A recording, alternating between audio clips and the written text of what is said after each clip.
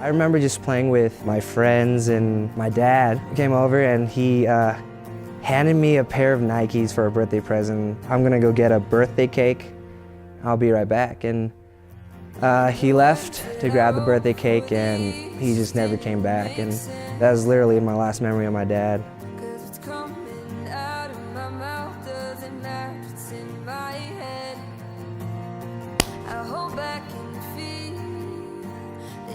My mindset growing up was just this mindset of born to lose. I just felt like I was in this bad place this whole time growing up. I grew up in Inglewood, California, and my mom came here illegally. She came here with nothing, so that's just kind of how me and my mom grew up. We were super poor. I was already growing up with like a traditional Asian culture where like if you're not a hard worker, then you're not really doing anything. But my mom just took that to the next level, and I couldn't hit that standard. You could just start seeing that my mom was disappointed. And my mom just started telling me that I was just like your father. You're just like your father, you know? Yeah, family gave up on me, so I just kind of gave up on me. And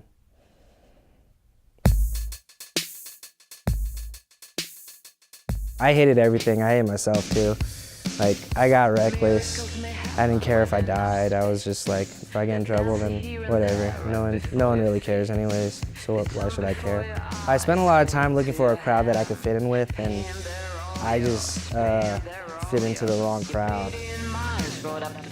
All you have to do is just sell weed, make a lot of quick money, and I got really good at it. I was selling a lot of weed, and then I got into selling a lot of ecstasy at the same time, and I was making way more money than I knew how to spend. It started giving me this popularity too. I was known as that guy, like I was the plug. I just felt like, oh, this is awesome. This is what I was looking for. Like I said, I had extra money, so got an art studio in LA. Because of that, I just started living there. I was super reckless. All I did was party and do drugs and drink a lot. And I didn't really have anything to live for.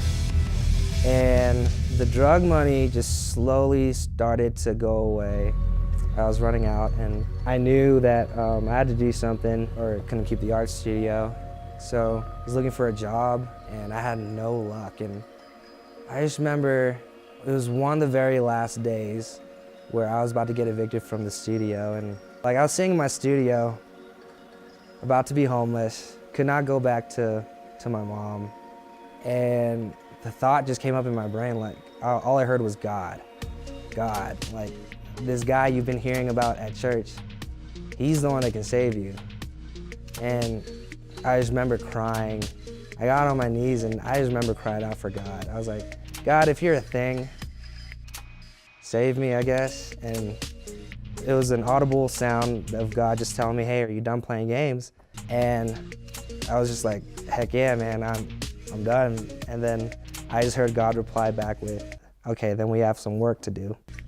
And so that night and the following nights, I dove into scripture, not the Bible, but I Googled a bunch of stuff, studied up on how God speaks, and I just learned different ways of hearing God's voice. And I was like, all right, God's gonna speak through signs.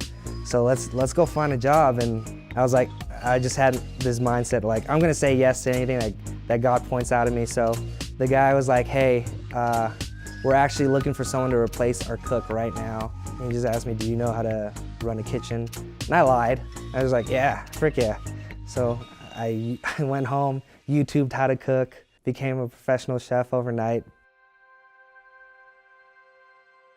God just started taking these little things that I was doing, like the art and photography, and he multiplied it like crazy. And now I have like people that own these huge companies flying me out to go do artwork or to go take pictures, and I've just been all over just doing little things. And God was just, during that time, he was telling me, dude, you gotta start dreaming big. I know you grew up without dreams, but this is where we're gonna make it happen. Growing up, I didn't feel loved, I didn't feel wanted, I didn't have purpose. And the day I accepted God, he flooded my life with that stuff. And I felt like I'd never fit in, but I just constantly feel God saying like, hey, I know you've been looking for a spot, and since the beginning, I've had a spot for you. So just come over here and let's do things together.